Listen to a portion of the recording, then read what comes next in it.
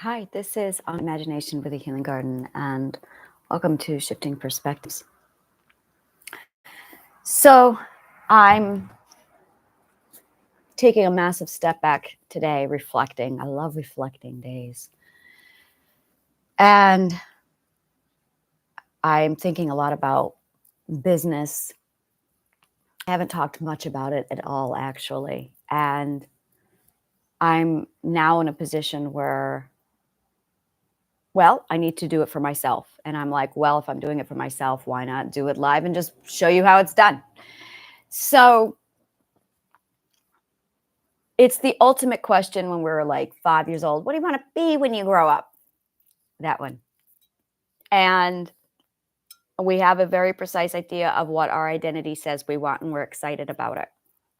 And we idealize not quite knowing a lot of things. We start with not knowing all of our options. And then we start with this massive fantasy of what we think it would be like. And then, of course, we have the people who tell us that we can't do that. That when they ask us the question, especially our parents, what do you want to be when you grow up? They're holding their breath in most cases, hoping you're going to say something that they want you to be. And when you don't, they correct you as if this was a right and wrong answer. That's what happened to me. And the right answer for my parents was to be a housewife.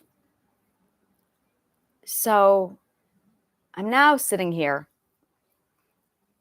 and I am many things. I wear many hats. And when it comes to what you're going to do with yourself, and really that's it. What are you going to do with yourself? It's not what do you want to be when you grow up. It's what do you want to do with yourself? Hello, what are you going to do with yourself for the rest of your life, assuming you have all the resources? And money for a lot of people is about security. It's about safety. It's about control. It's about power. This is all coming from a place of fear. And so if you pick a career motivated off of the standard reasons why we seek out anything when it comes to a job is for money, it's actually a choice that we make based off of fear. That's not healthy. And you're not going to enjoy it because it is a fear-based decision. Because then the next question is, well, what will give me the most money? And in most cases, it's going to be investment and finance. So now you are doing something you actually don't enjoy. You're just doing something to get a result that makes you pretty fucking miserable. Doctor and attorney is another example, which is why we have so many doctors who are really bad fucking doctors. It's because they're there for the money. It's ironic because, like, of all the jobs to take for money, doctor is not one of them. So I'm sitting here and it keeps coming back to the stage. I love talking. I really love talking. I really love talking. And I'm going, all right, so talking is definitely it. What I am doing at this point is called resources. It's identifying your resources. And there are limited resources like time. And then you have unlimited resources like imagination. And when we are in the system, we are taught that time is what we need to sell to people. Time, and I don't know why. It's go be a labor worker. And it's this concept of be a labor worker and sell your time. The problem is time is one of the most absolutely limited resource. So we're picking of everything we have accessible to us. We are picking the one that is most limited, our time, and we're selling it. And you can only get it so much out of it before you've completely run the well dry. Let's do this. Let's walk through this. Time is a limited resource. It very much is. We only have 24 hours of it every single day. And there's self-care, there's sleep, there's food, and then there's personal. But these are all sacrificed for the job, which makes the job my nemesis. Because it is the epitome, the total nemesis of self-care and self-love. It really is. And where that society sets it up in a system where you have no choice. You do have a choice, and that's what I'm doing here is I'm analyzing the choices. That's really what this is about. So you have your limited resource, time. I was about to have to, I almost dumped my coffee and I was like, oh, well, there we go. I just have to cut this video short. So you have your limited resource, time, and you have your unlimited resource, which is your knowledge and or your information. Or, I'm sorry, your imagination. Now, freelancers and artists go the route of imagination, and knowledge goes the route of those who seek out college. So, really, now we have three options available to us. We have knowledge, imagination, and time. And the labor worker, the blue collar workers, the working class, sells their time, assuming that knowledge and imagination are not. Yeah, this is it. All right, I'm onto something here. They sell time, the most limited of their resources. Knowledge, you only have as much knowledge as you put into your brain. So that's now an investment. Now you have to put the information in your brain in order to turn it into something and make yourself useful, give yourself a resource, basically. I don't know if I should use the word useful so much as resourceful. And in the case of scientists or doctors, they are now selling their time and their information. But it's imagination that really, yeah, it is imagination, isn't it? When you hook up, look at this, look at this. So you have basically a lot of people who tap into time and knowledge or just time. So the people who work off of just selling their time make the least money. These are your working class. The next ones up are the ones who have knowledge and time. These are the ones who go to college and then they get a job. And then you have people who combine knowledge and imagination. Those are the people who like skyrocket. Now, if you have just imagination, well, that puts you down at the level of starving artist because you just have imagination. But if you combine imagination and knowledge, if you combine knowledge and time, you're basically combining and putting together a different aspect of your resources to get different results. And that seems to be the three categories. But if you can combine your knowledge and imagination, that's the sweet spot. Now, once you've identified your resources, the next thing is the what, which is where you want to plug in what actually makes you happy. Self-purpose and resources. You know, this whole thing keeps coming back to a show I used to watch called The Orville. The Orville was a Star Trek parody. Fucking hilarious. But as the show went on, it became less hilarious and more serious, which made it more like Star Trek. Which the whole thing of it was supposed to be a parody on Star Trek. So it couldn't get too serious, but it was. And it was the very last episode that really mind-blowing on a Star Trek level. In this particular episode, they do two things. First, they break the prime directive. Two, they bring somebody of an underdeveloped, underevolved planet into the society. Like they are adopting her into the culture. She saw the Orville. She has the truth. She can't go back to her culture. She's like, I can't do it. They try. She becomes a stowaway. She presents her case saying, you showed me this world. How am I supposed to pretend it doesn't exist while I'm down there with a bunch of primitives? She's like, you've shown me a world. I can't unsee and unknow this.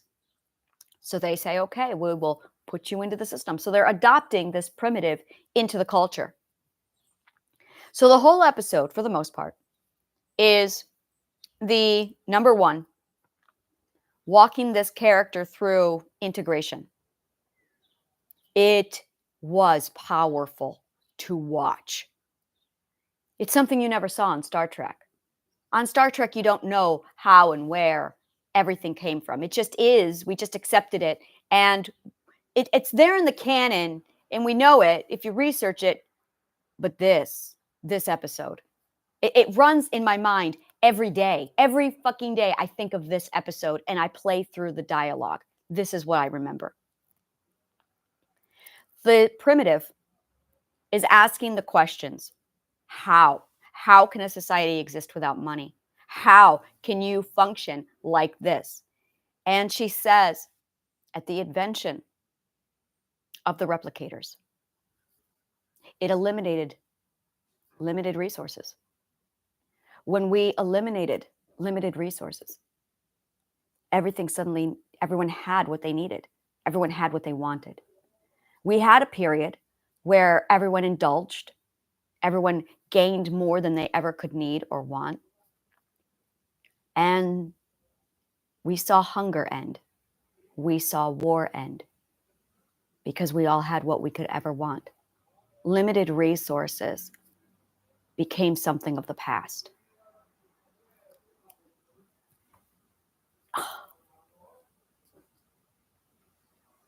And then she went on to explain the next step.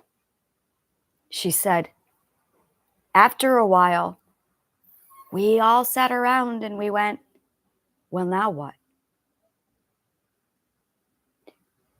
We eliminated the money system because there was no need for it. We all had what we wanted with a replicator. We all had everything we could ever want. So we had no need for money. We had no need for trade. We had no need for negotiations because we had unlimited resources. It came to a point where we decided to develop purpose, self-purpose. Suddenly the question became, what do I want to do? And money, survival, resources did not have to enter into that question. We had everything we needed. We had everything we wanted. Now comes the question, what do you want to do with your life? And she said, well, what about the people who don't want to do anything? They are looked down as undesirable. They're allowed to. They can. But there is a kind of shame with that kind of choice.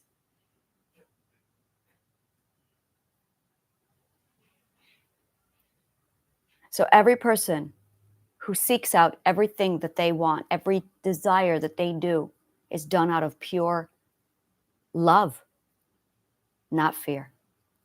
Pure choice. In manifestation, we talk often about living in that state of mind, as if there are no limited resources. That's really what we're trying to do to our minds when we are manifesting. We are trying to convince our mind that we have unlimited resources so we can get into the right mindset of living in that state as described in that episode. That's really what we're doing. No limited resources.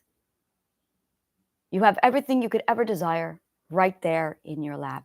It's yours. Now, what would you do with your life?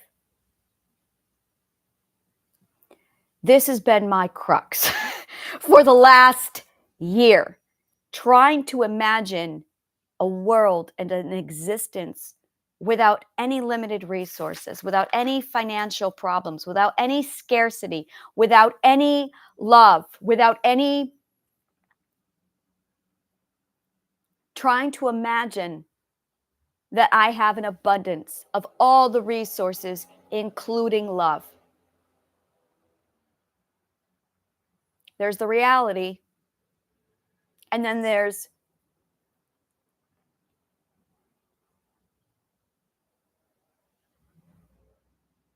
the ideal. And these things are at constant conflict.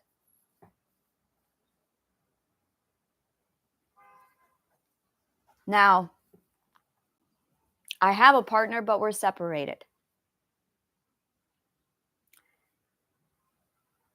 And I live in my ideal. And it's this constant stay in scarcity, stay in the right mindset. This is a mindset war. That's all this is. This is a mindset war. And it's this, according to manifestation, if you can overcome the mindset and put yourself in a constant state of abundance,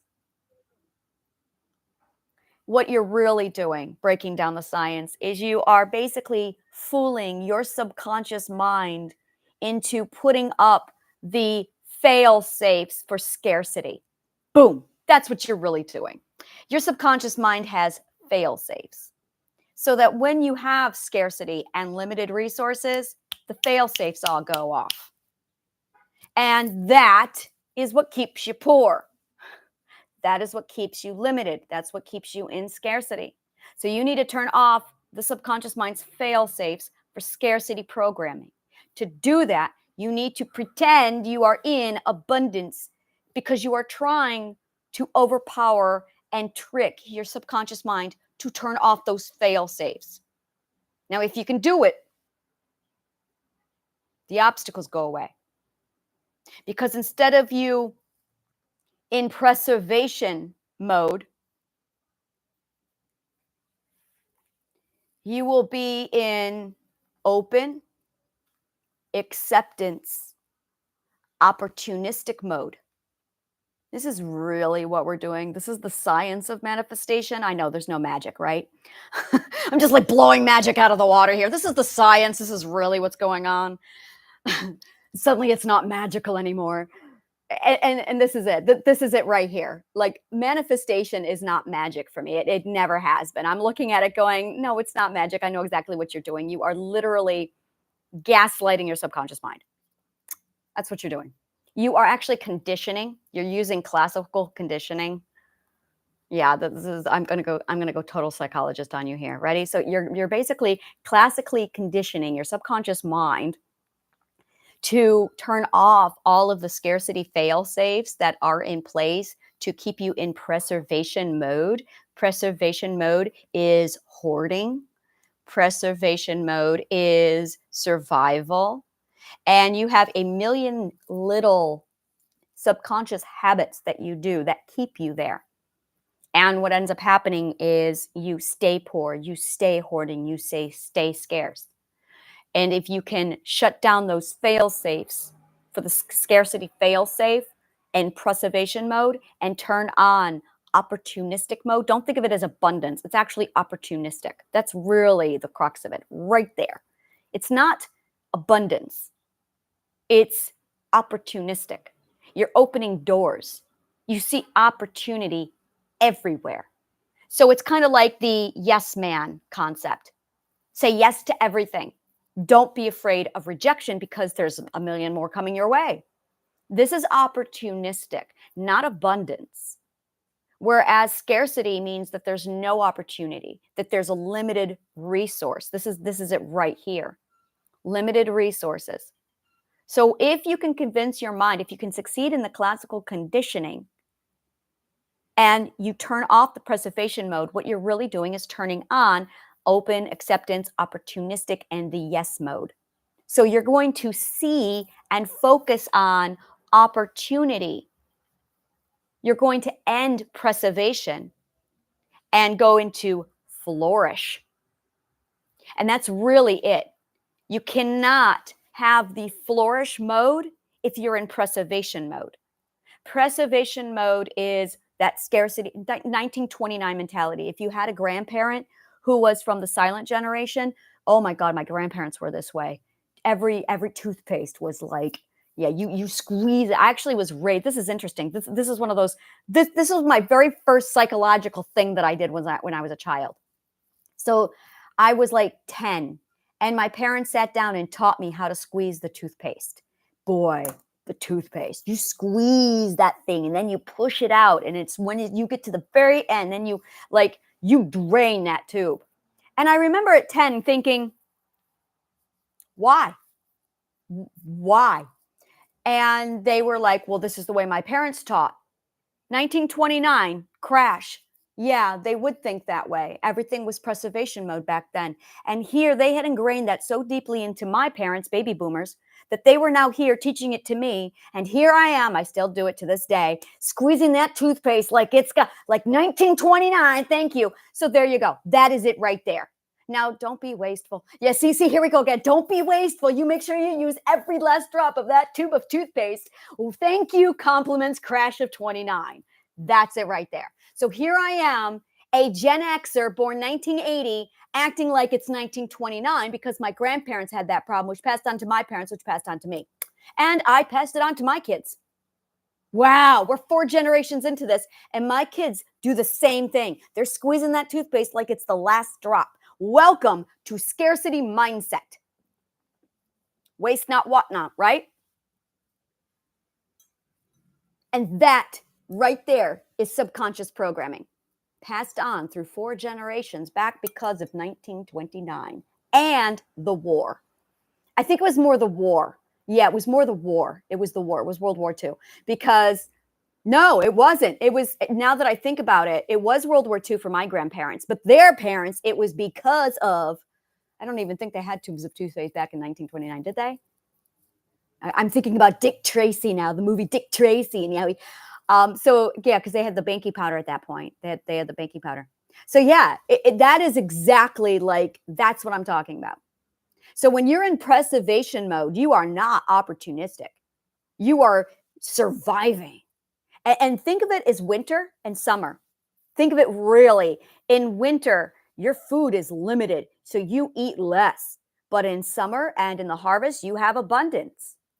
This is all about your subconscious mind. This is a relationship with your subconscious mind. So when you are going through manifestation, you are putting your mind through classical conditioning. This all keeps coming back to limited resources.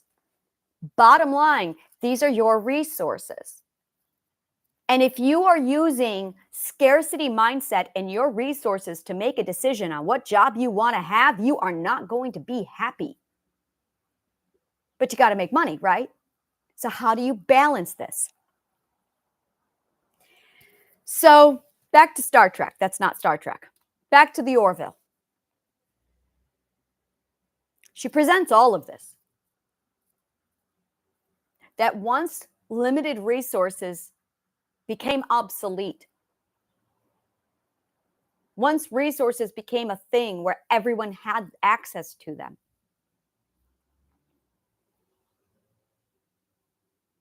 We saw a change.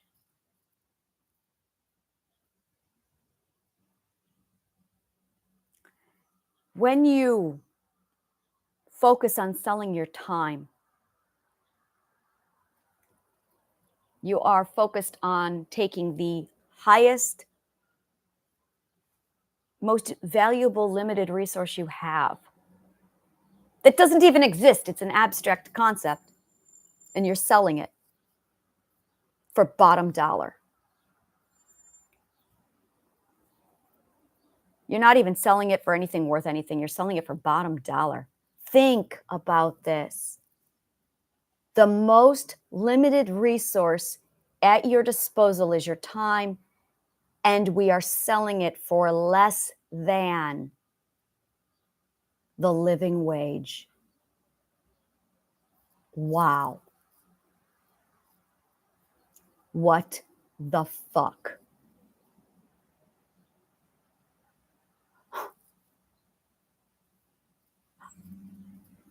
I'm a purchasing manager. Like I've been a buyer for 20 years.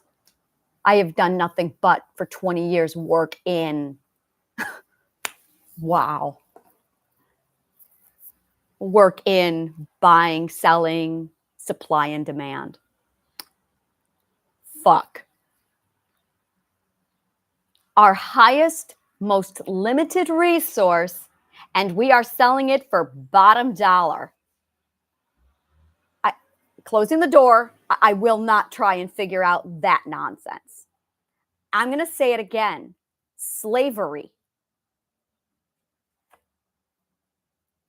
So, less than living wage. What the fuck?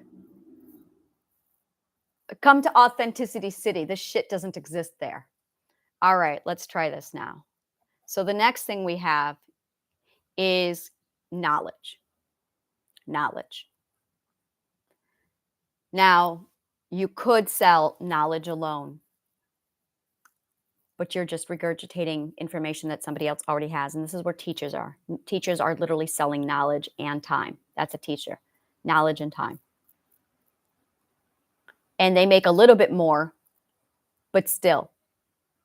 So what you really want to do is combine your knowledge with imagination. Now it becomes unique. Now, when it comes to marketing and selling, and this is really it, with time, there is no marketing or selling. You show up, you go through the interview process, they like you because you've sold yourself to one person. If it's a bigger company, you might have to sell yourself to 3 people. They make an executive decision, they hire you. Hire you. They tell you the terms, they put a price tag on your time, and they put you to work, and then they proceed to threaten you every time you go below a certain expectation. Slavery. So there's that.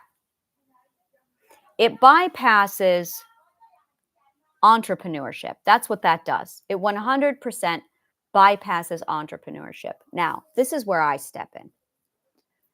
I am a firm believer that if you are a grown adult, you should be an entrepreneur.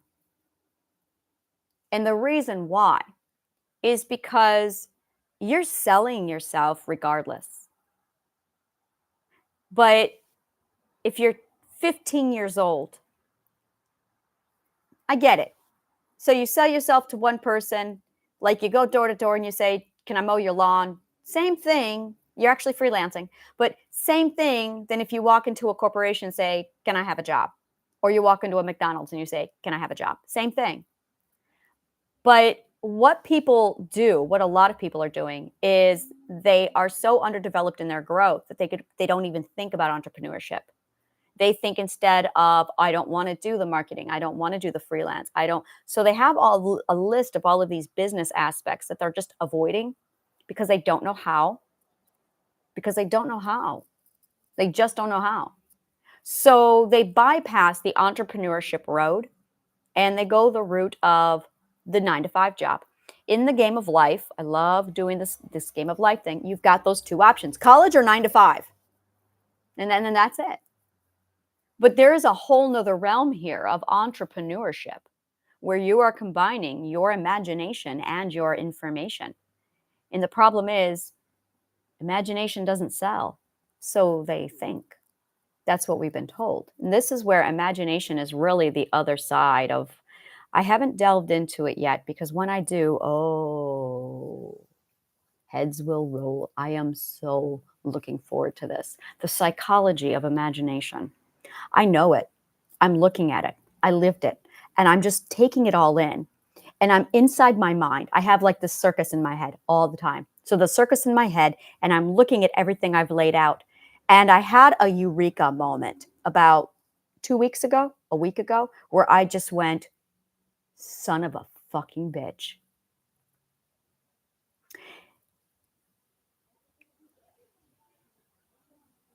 Every person who has gone somewhere, went somewhere because they used their imagination. Every person.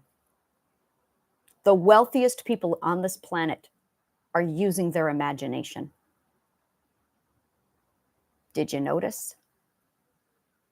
J.K. Rowling. But not just imagination. They combined it with information. They combined it with knowledge. Now, I have a shit ton of knowledge in my brain. So I'm going to talk to you guys for a moment about Harry Potter because that woman, I've studied all the myths, and I have never, there's only one other person who has poured as much data and information. There's a few. Let's go through this. Rowling uses as much Greek myth and English myth. English doesn't really have myths. It's funny. But she uses as much Greek mythology and linguistics in her books that Tolkien used of Old Norse in his, that Game of Thrones used in his. There is that much information that's been jam-packed into those books. It's extraordinary. The difference is her writing style, oh my God, is so fucking clear and precise. I'm jealous. Not really. I love my books too. But her writing is so, it's like E.B. White crystal clear. Like, fuck damn, her writing is gorgeous. And that's one of her selling points, is her writing is so fucking pristine. Oh my God, I'm so jealous. Tolkien's, oh, we love Tolkien, but my God, that man could not write. That man, he had more purple prose. He was disorganized and he was inconsistent. God bless him. But really, Tolkien, it's just, dude. He had no sense of rhythm for the most part, and then every now and then he fell into it. He was really, his writing style is really, that's why when they did the movies Lord of the Rings, there were moments where they went, okay, we really need to clean this up. For instance, Blunt the Knives, they had to worry with that because the rhythm was off. It was just, oh my God, I love him. And the couple parts that he got right, this is the funny part, the couple parts where he was spot on with the rhythm, he just copy cut pasted it from the prose edda. Like, I can show you the Billy Buffer Bumper, Billy Buffer Bumper from the dwarf quoting up on the names, the naming of the dwarves. That is 100% plagiarized, copy cut pasted right out of the prose edda verbatim. I was reading the prose edda and I got to that part and I'm just like, this is the The Hobbit, except the naming of the dwarves was written in the 11th century, and he just assumed no one would read the prose edda. So, yeah, I love Tolkien, but his writing is really hard to get through sometimes. Really, really fucking hard to get through. I did not read much of Game of Thrones to give an opinion. I read the first book only, and as soon as Ned Stark dies, I went, well, that's the end of the series for me, because I was here and rooting for Ned Stark, and that's it. I have no interest in anything else. That the only reason why I was reading that was for Ned Stark. So I have not gone past that moment, ever. So, like, they killed my favorite character. Well, I guess I'm done here. So, imagination, when it's combined with knowledge, really, like, it's a whole nother world. But you have to combine it with the layout and the format of entrepreneurship, of being a CEO, of being a business owner. And these are not things that we are taught. In fact, it's scary for a lot of people. It's very, very scary. And honestly, that's what's fun for me. That right there is my happy place. So that's really what I'm doing, is counting the resources. So you have your understanding of, okay, these are your resources. These are exactly what you need, desire, want with your resources. Now the next question is, what are your resources? What is your information base? What is your knowledge base? What is your imagination base? What are you good at? See, that's the wrong question, because you can always get better at anything. Have you ever noticed? Don't ask what you're good at. Never ask that question, because you can always get better at anything you want. So never limit yourself to, what am I good at? You might be good at it now, but that doesn't mean you're going to be good at just that forever. It's a mindset. So cutting that out, don't ask yourself, what am I good at? Ask yourself instead, what do I love?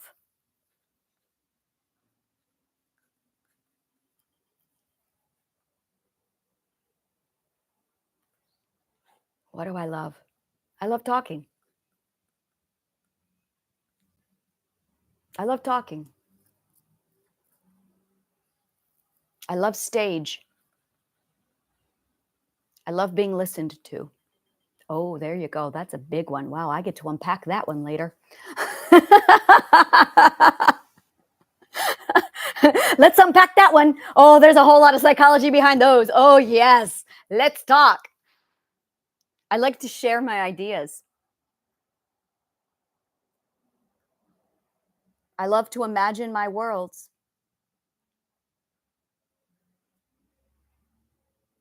I love storytelling. Now, aside from that, how do I love doing these things? Oh, I love writing. And I love performing. Wow, this is really insightful. These are the questions. Holy fucking shit. When you do this exercise for yourself, try and cut it down to one word. Really, really do not go more than 3 words for every description. Talking, stage, listen to, ideas, imagine, storytelling. Try and keep it to 1, 2, 3 words at most. Don't get into elaborate sentences. The reason why is because through simplicity, there is truth. By cutting it down to that kind of simplicity, it cuts out all the bullshit. The more you talk, the more the subconscious mind interferes. So when you get it down to simple, simple, simple words, keep breaking it down. You find your truth. E.B. White does a lot of work like this. There's a lot of psychology in E.B. White. He should have been a philosopher. If you don't know, E.B. White is the author of Charlotte's Web. And he is responsible for writing The Elements of Style, the Strunk and White book. The Strunk and White book is an author's Bible. Of all the books that are out there on how to write, Strunk and White is the #1 book, Elements of Style. It's called The Elements of Style by E.B. White and someone named Strunk. No one even knows who Strunk is. That's not true. There's lots of people who know who Strunk is. I don't know who Strunk is. Most writers don't know who Strunk is. We just know E.B. White because of Charlotte's Web. So there is the Charlotte's Web, Trumpet of the Swan, Stuart Little books with E.B. White. But then there's the Strunk and White book. So when you're a professional author, when you get into the writing world, the very first thing you are told is get the Strunk and White book. Get the Strunk and White. We all have a copy. It invariably is bent, coffee stained, ripped apart, been dropped in water, probably a toilet at some point, because it literally goes with us. Just a moment.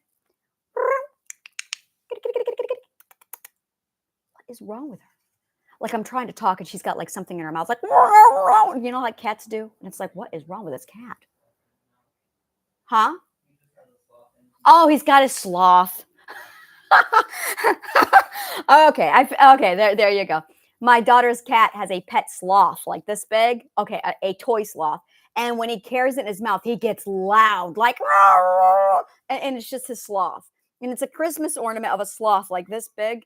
And he loves his sloth. I've never seen an animal attach itself so desperately to a thing before. And this cat loves his sloth. It's disgusting. He puts it in his water bowl. And then I step on it in the middle of the night and it's disgusting. Okay, so that's the sloth. So that's what he's doing right now. So every author has this book of Strunk and White. It's been carried in pockets. It's been carried in, like, we would not leave home without it. I cannot emphasize that. And I would have writing circles and we would all pull it out like, this is it. And it is amazing. It is a simplified, it's only like this big, but it is a breakdown of every basic grammar rule you could possibly think of crammed into a tiny little book because it's E.B. White.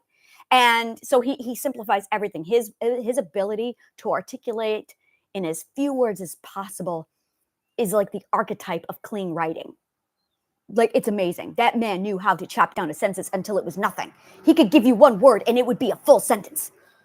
That is E.B. White's skill. Like, man, that man was amazing. So But when you do that, it's simple. It's truth.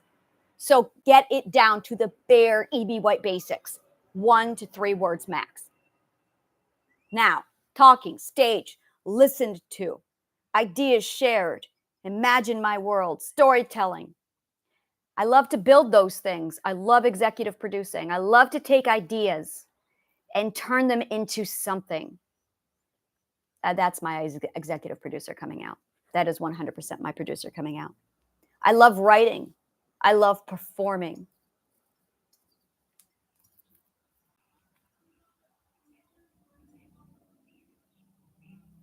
Every time I think about my time being sold, I cringe.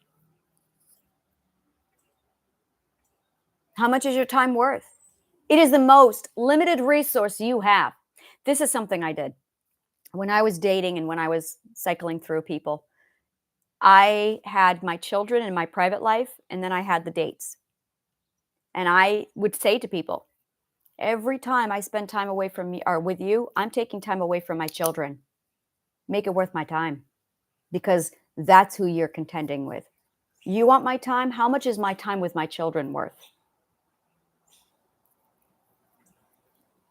I saw my demand or my limitation, my time became less and less available because it was being taken away from where I wanted to be.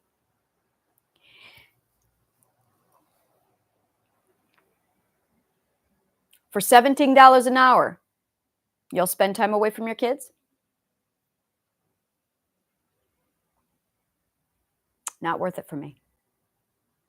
Not worth it. So that leaves me with writing. I love performing. I love writing. I love performing. There you go. Wow. Now, writing and performing, we have identified what I love to do.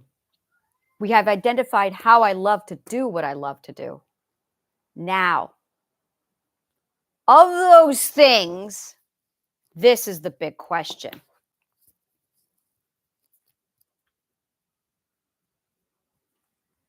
I need to put value and utility so that people will buy it. Dun, dun, dun. And there it is.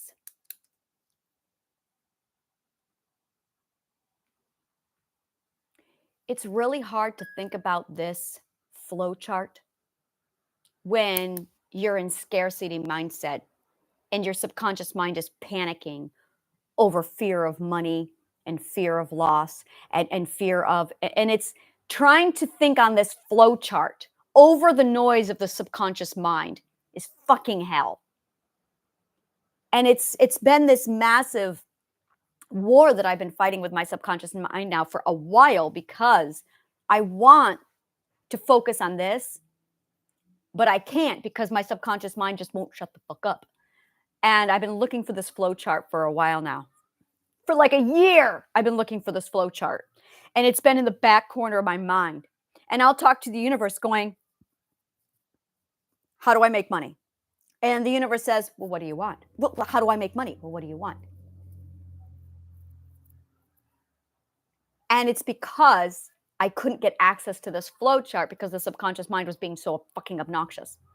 And now that I've got the healing garden out of my brain, now that I've got everything out of my brain and it's all in the authenticity city in front of me, I can go, okay, that's out of my head now. Now I can think. Now there is mind space. Now,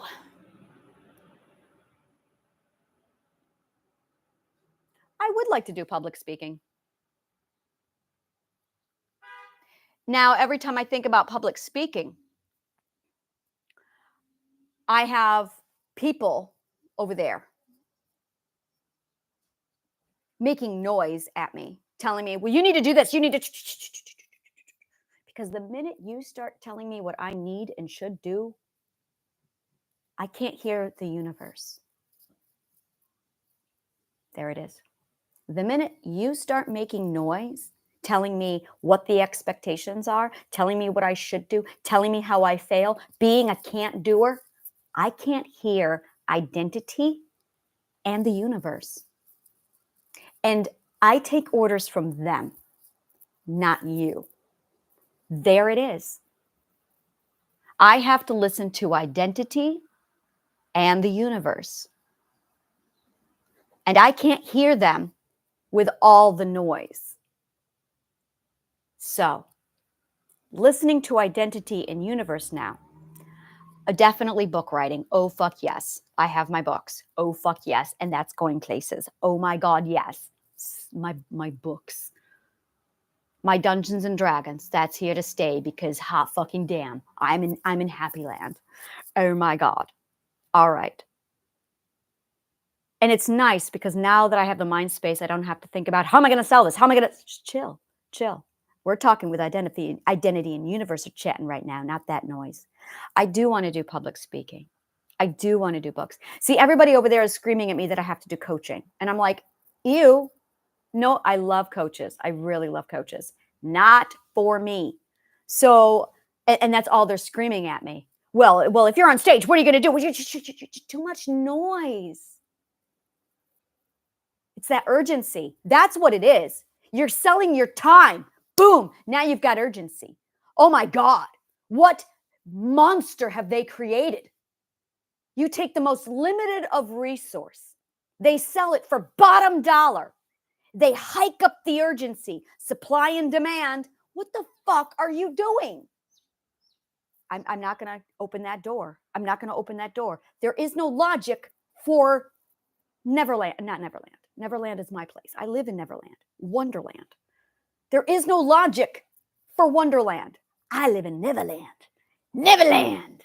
I live in Neverland. I'm waiting for someone to figure that out, that you realize you just made Neverland, right? I did. I have pirates. I have mermaids. I never grow up. I have Neverland. Yeah, I'm waiting for someone to catch on what I've done. So, okay, I have great authenticity city. It's just Neverland. Shh. All right, now, that I just don't, just no Wonderland. I'm not done with Wonderland. I live in Neverland. Neverland. All right, now, I love public speaking. I love writing books. I love doing Dungeons and Dragons. You know what I really want to do? I want to teach people how to be a dungeon master. I want to teach people how to be a dungeon master. I could totally fucking do that. Like, yes, bring it. We're going to do how to be a dungeon master my way. I can do that. I can totally do that. Yes, I'm going to do that. Because I was thinking about it last night and I had such swelling feelings of joy in me. All right. How to be your own God. That's something else I could do. Like, I could totally do this. If I'm in the realm of fantasy, then it's fun. Yeah, and every time I get into that, yeah, and I love podcasting. Oh my God, do I love podcasting. I love you guys. Like, I love podcasting. All right, I get this. And I've got this triadic healing. I love my triadic healing, but it's not what I want to do. It's almost an annoyance at this point. And I love it to pieces and it's really effective and it's amazing. But I'm going, yeah, that's mental health. And I really don't want to work in mental health. That's not where I work. I work in imagination. And imagination and business, that's my happy place. But yeah, I was talking to one of my friends and she was explaining to me that, oh, making money is so easy. And she's telling me about it her way. And I'm thinking, making money is easy for you doing what you're doing your way because you are selling what you love. I don't love that. So if I try and do what you do, I'm selling something your way that I don't enjoy. Now it's not easy. And it's not easy because it's not my love. It's not my way. So I have to find my love, my passion, my way. And I did this with Brain to Books. 100% of Brain to Books was my love and my passion. And it was really fucking easy. It's easy when you love doing it. It's really fucking easy when you love doing it. So now I'm down to the podcasting, the public speaking, the books, and the D&D. And my awesome authenticity city. Oh my fuck yes. I love my authenticity city. I love this world building that I'm doing. I love it so fucking much. So now I've narrowed it down to, it starts with not what can you do, what you're good at. Don't ask that question. What do you love to do? Are you listening, Daniel? What do you love to do? Not what you're good at, what you love to do. He's at that stage. He's 19. So he's at that age of, what do I want to be when I grow up? And I've given him the platform and said, you take your time. Do not run into a college seeking out a degree when you don't even know where you want to go with your life. And he finally figured it out a few weeks ago, about a month now, where he was like, I want to do game design. There you go, game design. You let me know what it is you want, what resources. So he's been studying now. It's amazing to see the transformation because he has life purpose, because he's identified his resources. And he's discovering that he's limited in knowledge and information. So he now has to toggle doing the game design with getting the information and learning. And I'm like, yes, you are increasing your information and your knowledge while you are basically improving the quality of your resources. And he's using his imagination. So he's now getting the information knowledge, combining it with his imagination so he can create what it is he wants to create so he can be happy. There you go. So, and because I gave him, this is really fucking important for parents, because I did not pressure him, it took him a month. He's 19 and he's figured out, this is what I want to do for the rest of my life, because there was no pressure. When you pressure your child and you put them in a do or die stressful atmosphere, they don't know what they want to do. It is, you've activated their fight, flee, flop, or fawn. So when a parent puts pressure on a child from 16 to 25, what are you going to do? What are you going to do? What are you going to do? What are you going to do? That increases their anxiety and it trips their fight, flight, fear response. When you trigger their fight, flight, fear response, they shut down and they don't know what they want to do. So they end up going to college because there's too much pressure. They end up flunking out of college, or they end up not launching, or they end up not going anywhere because they are not given the psychologically safe place that they need to figure out who they are and what they want to do. So you have to give them a psychologically safe place without any pressure, because they cannot have their fear or flight, fear response triggered. They must be left alone to figure this out. You can't rush a walkabout. So children from the ages of 16 to 25 should be on walkabout. Oh my God, should they be? They need to be going all over the world. They need to be exploring. They need to be learning. They need to be figuring out what's available to them and sampling the buffet bar. Putting them in college out of pressure because you have to get right in there and start selling your one limited resource at bottom dollar is not effective. It guarantees failure. It guarantees a lack of happiness for the rest of their life. Now you're looking into marrying someone you don't love. Now there's a whole, no more Wonderland. No more Wonderland. Okay, back to Neverland. So this is what we're going to do. You ask yourself what you love. That's the first question. Keep it down as simple as possible. What do you love? Talking stage. For me, this is talking stage, being listened to, ideas sharing, imagine my worlds, storytelling. How do you love to do what you love? Oh, I love writing. I love performing. I love taking ideas and turning them into something tangible. Oh my God, do I love doing that? Okay, now you are a writer, a performer, and an executive producer. Oh yes, I'm also an oral historian. Yes. I love all of this. There is happiness in me. Now, put value and utility to it. Entertainment. It's like entertainment. See, and then there it is right there, is people are like, oh no. See, and this is where I step in, where I go, well, what better way to educate than to entertain? And that's my unique thing, is combining education with entertainment. Why don't these things combine? You know, I had two teachers that I loved more than anything. Listen to this. My first teacher, who I loved more than anything, hated me. And I don't give a shit. This is not her story. This is mine. She was my English teacher. Oh my God, did she fucking hate me? But okay, that's all right. She was also the drama teacher. So when it came time to do Shakespeare's Romeo and Juliet, I got a performance of Romeo and Juliet. There was one day, her husband was my history teacher. He was fucking awesome. And he liked me. And we bonded. It was awesome. So there was this one day, they would bombard each other's classes. And whenever they bombarded each other's classes, it was a show because the theater, oh my God. So she would go into his class and she would enact these historical moments. Mostly it was just Platoon. Yeah, we got to see Platoon reenacted by her over and over again. But the flip side of that was he would bombard her classroom in the middle of a Shakespeare performance, and suddenly we would have Romeo and Juliet in this really, it was great. So I'll tell you, it changed. It's probably why I love English and history so much, is because I got a full theatrical performance on every history and English lesson that I attended. My other favorite teacher was my Spanish teacher.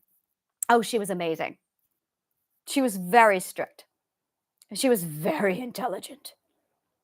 She was amazing. The very first day in class, she was like, she drew a line on the board. This is the standards of these teachers in this school. This is mine. Oh, I loved her. I'm like, yes, standards. I love standards. Let's raise the bar. This is going to be hard. Thank you. Challenge me. Yeah, I love Spanish class. And she would do these moments of just, she would perform. And that's what they did at Alexandria. They would perform. And it's like education and entertainment. Why don't these things come together more often? You know, that's it right there. That is it. That is what I want to do. Oh, I love educating if. And every time someone says, you know, you should look into being a teacher or a coach, it's dry and it's boring. Why would I ever subject myself to that? And the bards from Ireland were performers and educators, historians, and scholars, because they understood that if you were going to teach somebody, this is why we tell story. This is why we tell story. We're back to imagination. We're at like an hour already. I need to wrap this up. So this is it, though. This is it. Like, you know what? I'm going to do it. Fuck it. I'm going to do it. I've got all this information in my head and I'm a performer. I will perform the subconscious dialogues. Absolutely. I'm going to teach you triadic healing my way. There it is. That is what I've been. Oh my God. Oh my God. Oh, I see. Boom. Phew. I see it now. I see it now. I'm a fucking actress. And I'm a psychologist. And I'm a performer. And I'm a writer. Oh, no, no, no, no, no, no, no, no, no. No. Why does psychology have to be so fucking dry and boring? Oh, no. Do I have an idea for you?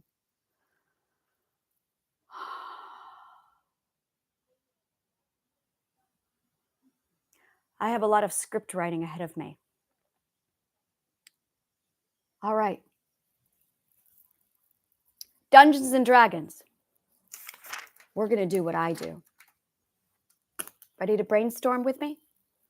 I'm going to take my Dungeons and Dragons skill set, my RPG, and I am going to do a one-man play called The Subconscious Dialogues. That is my play. It is going to be a full reenactment of my 6 players. My 6 players are ego, identity, intuition, fear system, subconscious dialogues, subconscious mind. Who am I missing? Who am I missing? Identity, ego, intuition, fear, subconscious mind. Is it the guilt system? The guilt system is really the lackey and this is phenomenal. This is phenomenal.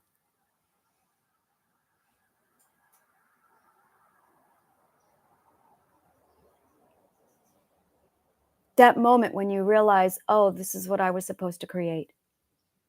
But I couldn't create it and I couldn't see it until and unless I got into Dungeons and Dragons and I embraced my theater side and I went back to my writing and all of the things the universe has been telling me I need to get back to. Find yourself. What do you love to do? What do you love to do? Well, I love to do everything. Put it all together. Yeah, I hate psychology because it's so fucking boring. No one wants to sit through psychology. Most psychologists hate sitting through psychology because it's so fucking dry. You know who I love? Bill Nye, the science guy. We all loved Bill Nye. What did he do? What did he fucking do, people? He took the most boring thing in the world, science. Yeah, science is boring. That's right. I said it. And he made it fascinating because he put an ugly rat in the room and this really weird girl. He turned it into a theater. And what? Yeah, the banger theme song. And a banger theme song. Yeah! I compose music. Yeah! Oh my God, this is amazing. The subconscious dialogues. All right, I'm going to give you triadic healing, but we're going to do it my way. I'm not going to do it their way because Wonderland. I'm closing the door on Wonderland. This is what I am, and this is what I do. Oh my God. And there's nothing I love more than reenacting how whiny the fear system is. Oh my God, that's like one of my favorite things to do. All right. All right.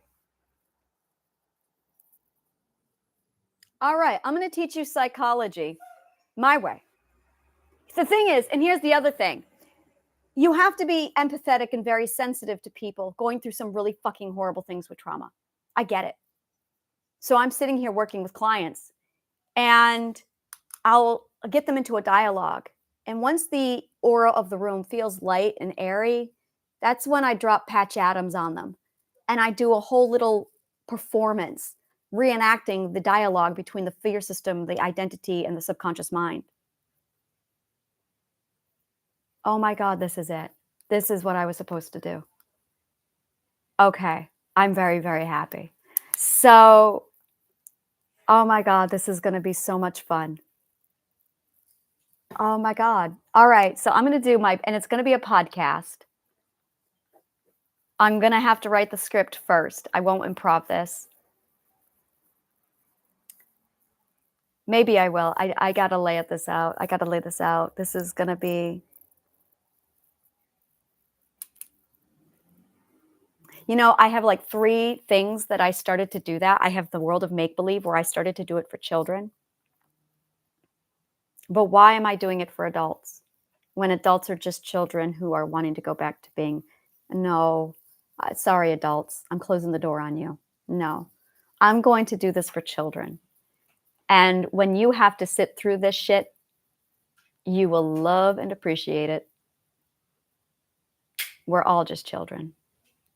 So yeah, I'm going to make this for the inner child inside of us. There we go. This is what I've been needing to do. All right, I feel so much better. Now the question is, all right, I'm going to do episodes. It's going to be done in episodes. Oh my God. Oh my God. Okay. I will figure this out, but I'm going to do triadic healing that way because that's it. And I'm going to have like a Q&A afterward. I love the idea of doing a Q&A because now we're back to, all right, I just need to walk away and process this. I just had this massive, like, I can see it. And I'm like, there it is.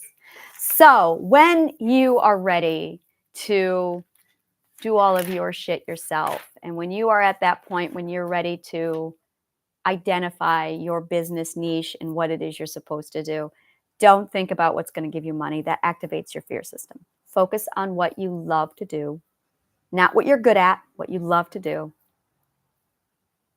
and then focus on how you can do what you love to do. Think of a way to merge information, education, knowledge with imagination. That's the sweet spot. Because your identity will take over and it will be so unique that is your brand. That is your brand.